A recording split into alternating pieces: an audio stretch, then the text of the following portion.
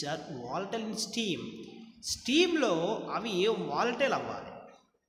So కొన్ని మామూలుగా heat చేస్తే వాలటైల్ అవ్వడం ఓకే, అలా in the presence of steam, ఆ స్టీమ్లో సమక్షంలో కొన్ని కాంపౌండ్స్ వాలటైల్ అవుతాయి. అవి వాలటైల్ అయితేనే మనం వాటిని విడిగా కలెక్ట్ చేసుకొని వాటిని సెపరేట్ చేయగలం. సో అలాంటి కొన్ని కాంపౌండ్స్ ఉంటాయి. So which are volatile in steam. Steam సమక్షంలో వాలటైల్ అయితే అటువంటి కాంపౌండ్ని సెపరేట్ చేయొచ్చు. అలాగే have non volatile impurities. Non volatile impurities కలిగి ఉన్న కాంపౌండ్ని మనం సెపరేట్ చేయొచ్చు, ప్యూరిఫికేషన్ చేయొచ్చు. అలాగే high molecular weight which have high molecular weight. High molecular weight కలిగి ఉన్న కాంపౌండ్స్ మనం సెపరేట్ చేయగలము. అలాగే which have high vapour pressure at boiling point. వాటి యొక్క బాయిలింగ్ పాయింట్స్ దగ్గర హైయెస్ట్ వేపర్ ప్రెషర్ని కలిగి ఉండేటువంటి కాంపౌండ్స్ ఏవైతే ఉంటాయో వాటన్నిటిని కూడా మనం ఈజీగా సెపరేట్ చేయొచ్చు. ఓకేనండి. ఎలా సెపరేట్ చేస్తాం సార్? వాటి యొక్క ప్రిన్సిపల్ ఏంటి అంటే, principal the mixture of two immiscible liquids boil at a temperature lower than that of the boiling point of either of the two component liquids. ఇక్కడ మనం సెపరేషన్ చేస్తామంటున్నాం కాబట్టి నాట్ ఏ సింగిల్ వన్, ఇదేదో mixer of components.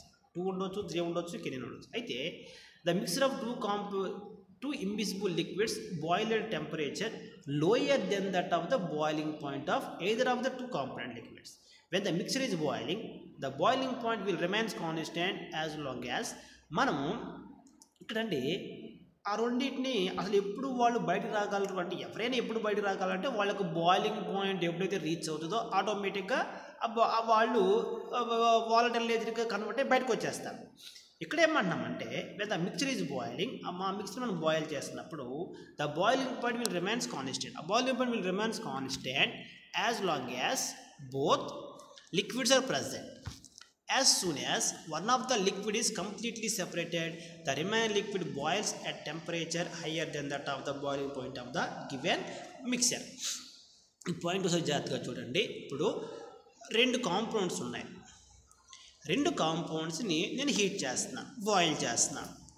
So ఈ boil చేస్తున్నప్పుడు ఇద్దరిలో first ఎవరు volatile అవుతారు sir అంటే, నేను హీట్ చేస్తూనే నా పని నేను చేస్తూనే ఉన్నాను, హీట్ చేస్తూనే ఉన్నాను. ఎవరు ఫస్ట్ బాయిల్ అవుతారు సార్ అంటే, ఇద్దరిలో ఎవరి యొక్క బాయిలింగ్ పాయింట్ రీచ్ అయితే వాళ్ళు ఆటోమేటిక్గా వేపర్ ఫామ్కి వచ్చేస్తారు.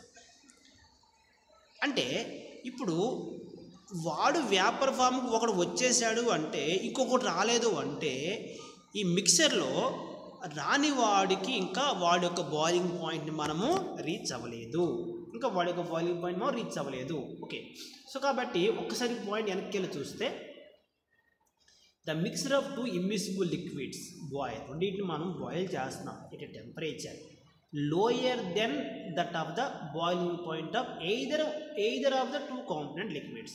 ఓకే, బాయిల్ చేస్తున్నాం ఎట్ కాన్స్టెంట్ టెంపరేచర్. అయితే ఇద్దరికి 2 బాయిలింగ్ పాయింట్స్ ఉంటాయండి. 2 బాయిలింగ్ పాయింట్స్ ఉన్నప్పుడు మనం lower than that of the boiling point of either of the 2 components, అంటే ఈ ఇద్దరిలో ఎవరో ఒకరికి తక్కువ టెంపరేచర్ ఉంటుంది, ఒకరికి ఎక్కువ టెంపరేచర్ ఉంటుంది. అయితే ఈ 2 టెంపరేచర్లో ఎవరి టెంపరేచర్ని మనం రీచ్ అయ్యాము, ఏ అనే కాంపౌండ్ ఉందండి, బి అనే కాంపౌండ్ ఉంది, both are the mixture of compounds. ఏకో బాయిలింగ్ పాయింట్ ఉంటుంది, బీకో బాయిలింగ్ పాయింట్ ఉంటుంది, వీళ్ళిద్దరు కూడా సెపరేట్ చేయాలి. సో ఏ పాయింట్ని బేస్ చేసుకుని సెపరేట్ చేస్తున్నాము అంటే, మనకు లాజిక్ ఏంటంటే, ఇక్కడ ఎవరికి వాళ్ళు వాళ్ళ యొక్క బాయిలింగ్ పాయింట్ రీచ్ అయితే ఆటోమేటిక్గా వాళ్ళు బయటకు వచ్చేస్తారు. మరి ముందు ఎందుకు రారు అంటే, అంతవరకు దే ఆర్ థర్మల్లీ స్టేబుల్ కాబట్టి వాళ్ళు బయటకు రాలేరు.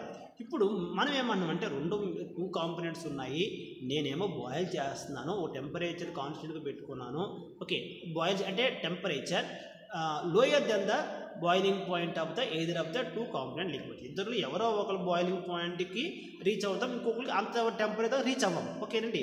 నెక్స్ట్ అంటే ఇక్కడ ఏమని చెప్తున్నామంటే, as soon as one of the liquid is completely separate. ఒకడు కంప్లీట్గా బయటకు వచ్చేస్తాడు. వాడు ఎందుకు వచ్చేస్తాడు? ఇద్దరు ఒకరు వచ్చేసారని చెప్పాం. ఎలా వచ్చేస్తాడు, ఎందుకు వచ్చేస్తాడు సార్ వాడు అంటే, నేను 2 మిక్సర్ని బాయిల్ చేస్తున్నప్పుడు, టెంపరేచర్ని అప్లై చేస్తున్నప్పుడు, ఈ రెండింటిలో ఏ కాంపౌండ్ యొక్క బాయిలింగ్ పాయింట్ అనేది ఆ టెంపరేచర్కి రీచ్ అయిపోయానో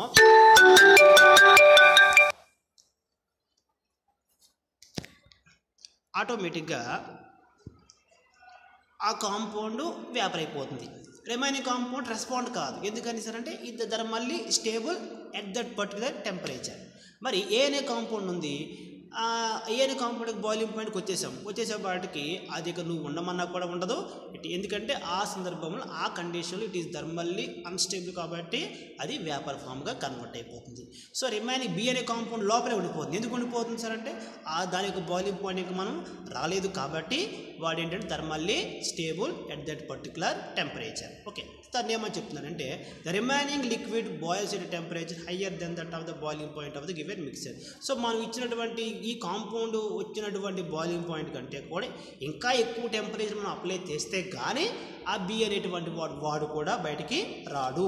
ఓకేనండి. నెక్స్ట్ బితో పాటు సి కూడా ఉంటే ఇంకా ఎక్కువ టెంపరేచర్ మళ్ళీ అప్లై చేయాల్సి ఉంటుంది. నెక్స్ట్ ఈ immiscible liquid pair each component liquid extract its own vapour pressure. So ప్రతి ఇర్రెస్పెక్టివ్ ఆఫ్ అదర్ లిక్విడ్స్ ప్రతి కాంపౌండ్కి వాటి యొక్క ఓన్ వేపర్ ప్రెషర్ ఉంటుంది.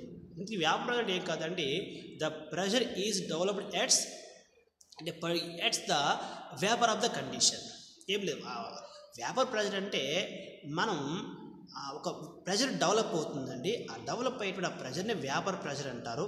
Okay, hence the total pressure of the liquid mixture is P is equal to PA plus PB.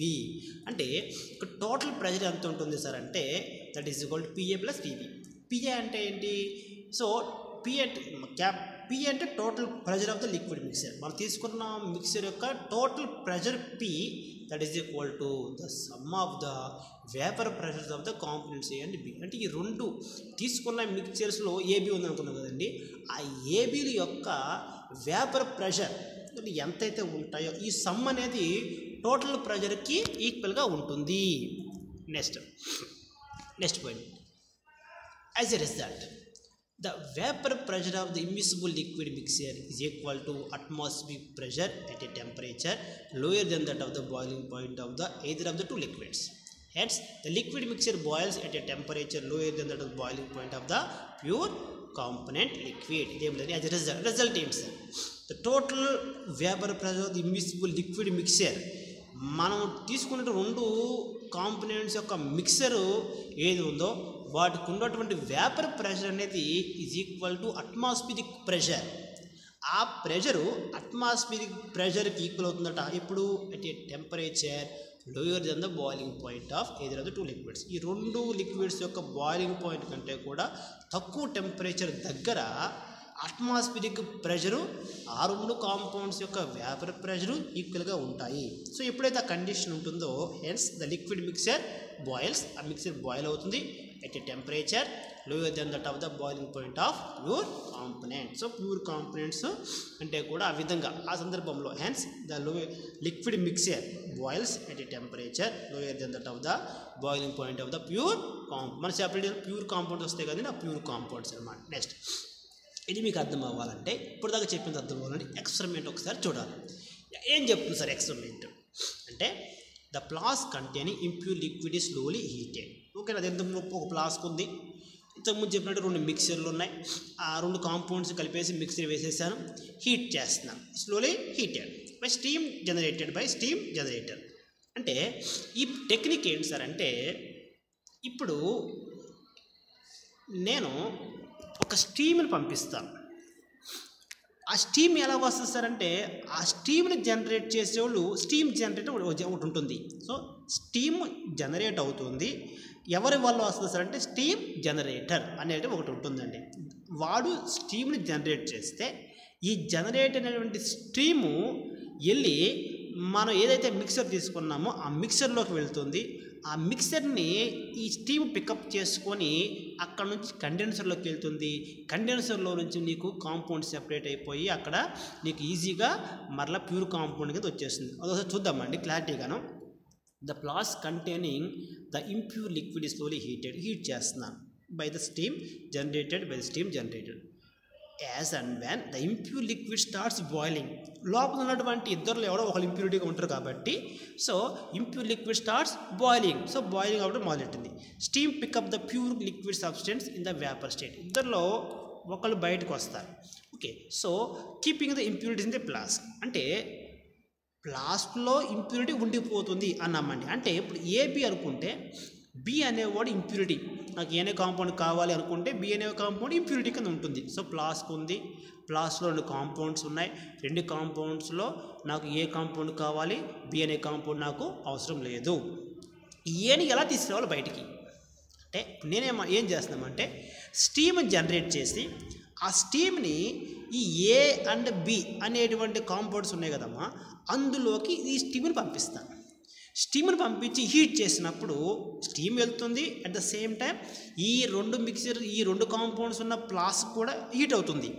So 2 heat అవుతాయి. వీళ్ళేమో vapour అవుతారు, అక్కడేమో స్టీమ్ వస్తుంది. స్టీమ్ అంటే ఏం కాదండి, వాటర్ తీసుకుని హీట్ చేస్తే వాడు ఒకవైపు నుంచి ఏమో వేపర్ రూపంలో వాడు వస్తాడు, వీళ్ళు ఇంకో ఫ్లాస్క్లో ఉంటారు, వీళ్ళు హీట్ చేస్తాం కాబట్టి వీళ్ళు ఇద్దరు వేపర్ ఫామ్ ఉంటారు.